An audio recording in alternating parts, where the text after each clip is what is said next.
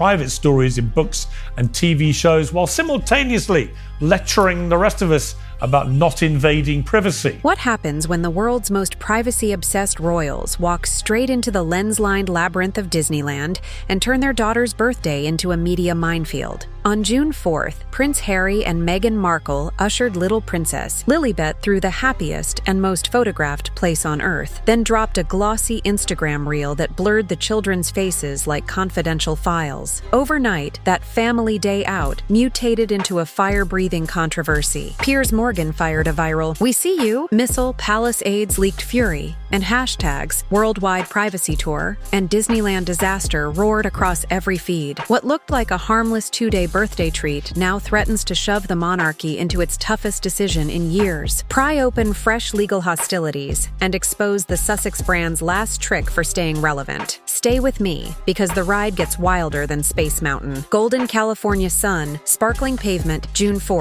4-year-old Princess Lilibet hops between her parents wearing, of course, matching Mickey ears. Meghan snaps selfies by Sleeping Beauty Castle. Harry pushes a stroller down Main Street, and a cluster of coincidentally positioned paparazzi record every step. Not a covert VIP entrance, no private tour guide, just a royal family walking straight into the camera swarm. By lunchtime, tabloids blast the images worldwide. Fuzzy zoom photos, emoji hearts slapped over the kids' faces, captions gushing, 2 days of pure joy. Yet the selective blurring only magnifies the irony. Who chooses the most public square mile in America for a private celebration? The answer, critics say, is simple. Only a couple hunting an engagement spike, bigger than any corporate ad buy could deliver. The internet reacts faster than a parade float rounding the corner. Within hours, Piers Morgan tweets, "Celebs posting kids for clout, then blocking faces. Makes me laugh. We see you." 5 million impressions by dinner. Endless quote tweets, applauding the call-out. Reddit threads dissect Meghan's caption, mocking the heart emoji censorship as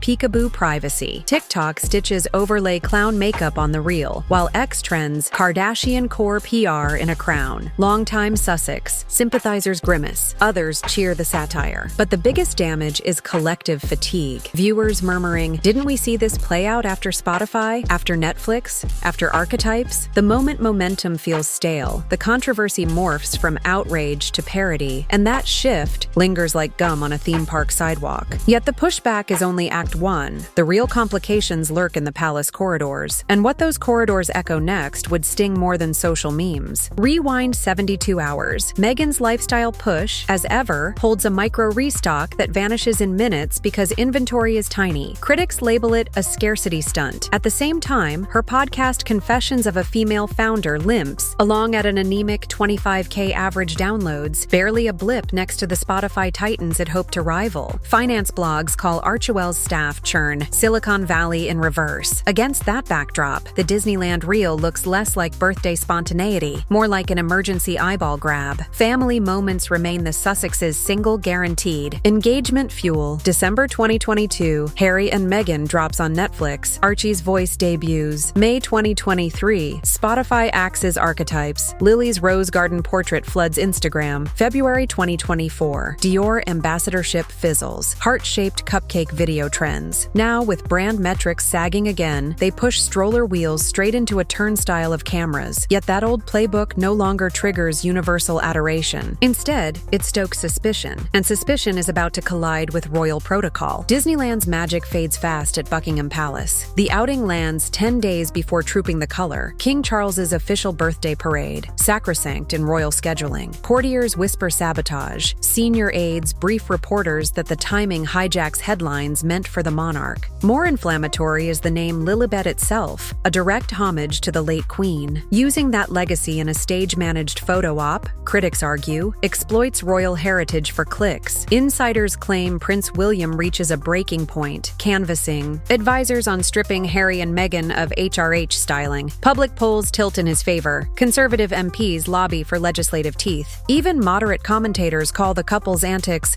brand vandalism to the crown. For 5 years, the firm has tried soft glove tactics. Now, William signals, The iron fist might descend, unless something else breaks first, and break it will, because legal thunderstorms are rolling in. Across the Atlantic, Piers Morgan doubles down on live TV, daring the Sussexes to sue. Harry's lawyers draft cease and desist letters, citing targeted ridicule and sustained harassment. Morgan scoffs, promising that Discovery would uncork emails they don't want aired, and teasing a special primetime episode devoted solely to their selective transparency. Viewers remember Harry's litigation resume, the multi-million-pound phone hacking payout against Murdoch's papers, ongoing privacy suits against the Daily Mail, and at least 4 additional actions winding through the High Court. Fans hail him as a press reform crusader. Detractors brand him a lawsuit hobbyist draining public sympathy. Either way, a fresh courtroom showdown would be dynamite. Depositions could haul in Palisades, Netflix producers, Spotify executives, and even former Kensington Palace comm staff. People with first-hand knowledge of how every private moment was packaged. Lawyers warn that any contradiction between sworn testimony and past interviews could trigger perjury landmines, while media law professors note that U.S. First Amendment shields collide messily with UK libel standards, creating a jurisdictional chess match no PR team can fully script. Meanwhile, Ofcom analysts are already dissecting Morgan's segment for potential impartiality breaches, and American networks eye the ratings bonanza of a transatlantic defamation slugfest streamed in real time. Legal consultants peg the timeline at 12 to 18 months of filings, hearings, and leaks, enough to keep Harry v. Piers cycling through headlines well into the next royal milestone. Each motion risks reopening every claim aired in Spare,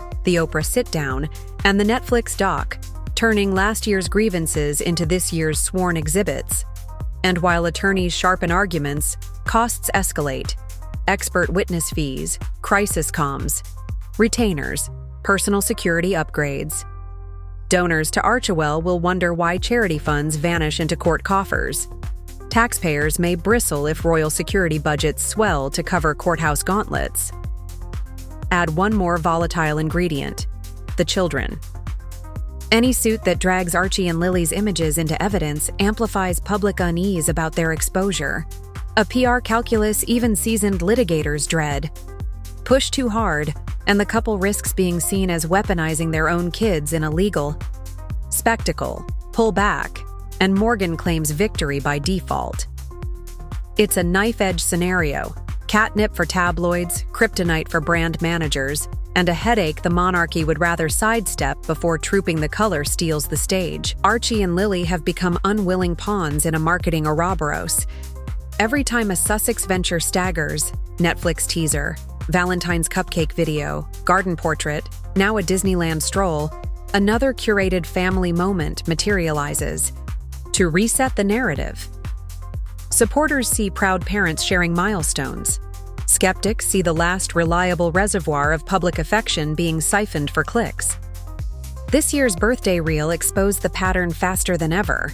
TikTok timelines filled with side-by-side montages charting brand crisis, kid cameo, engagement bump, while media ethics professors warned of emotional arbitrage, the monetization of childhood intimacy at industrial scale.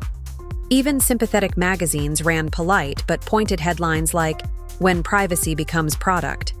The backlash isn't just moral, it's practical. Platform algorithms primed to detect repetitive tropes now throttle reach when sentiment flips negative, meaning each new kid-centric upload yields diminishing returns. And looming in the background are real-world risks: paparazzi swarms escalating, potential custody complications when international travel collides with security briefings, and a growing chorus of mental health advocates pleading for off-limits. Childhoods. The more obvious the cycle, the more fragile its power. Because once audiences decide they're witnessing exploitation rather than celebration, even the cutest cameo can curdle into a liability the brand can't afford. Take a hard look at the Sussex balance sheet, and the storm clouds multiply. Spotify's $20 million deal dissolved, Netflix reportedly trimmed its documentary pipeline, and as ever's micro drops, though sold out, generated less than a single. Week of Dior-level revenue. Internal Archewell leaks suggest payroll has shrunk by a third, with senior staff cycling out every quarter, a turnover rate tech startups would call catastrophic. Digital marketing dashboards paint an even bleaker picture. The couple's average Instagram engagement has slid from 15% in early 2023 to barely 4% post-Disneyland, while branded content pitches now require steep rate cuts just to get past agency gatekeepers. Advertising analysts warn of a credibility death spiral. As sentiment sours, sponsorships dry up, forcing louder stunts to stay relevant, which further erodes sentiment. A feedback loop few public figures survive. Behind closed doors, whispers grow that the Sussexes may pivot to lower-tier reality TV or unscripted streaming to keep cash flowing, a far cry from the global thought leadership empire once heralded in glossy profiles. Even real estate insiders note Montecito's estate market tightening. A forced sale to fund operations would be a headline no PR team could spin. In short, the brand is overdrafting on the last of its royal-era goodwill, and one more mistimed. Spectacle could flip investors, fans, and friendly media from cautious to outright cold, leaving Harry and Meghan with a news cycle they can't monetize and a platform they can't control. So here's the crossroads. If privacy is priceless, why spend it like loose change at a turnstile? King Charles weighs stripping titles to protect a legacy. Prince William rallies allies for a constitutional severance. Piers Morgan circles for legal blood. And the public, no longer dazzled, hovers between indifference and disdain. Maybe Harry and Meghan pivot, drop the cameras, and rebuild trust through quiet deeds. Or maybe the next engagement play doubles down on curated chaos, gambling that spectacle still sells. Either way, the bill for this birthday weekend isn't paid yet. Court filings loom, royal edicts simmer, and every fresh post could tip the scales. Your turn. Where does parenting end and PR begin? Should royal titles survive another staged photo shoot? Or is it finally time to call cut on the worldwide privacy tour? Scroll down, weigh in, and let's see if the next chapter writes itself, or if the audience finally changes the channel.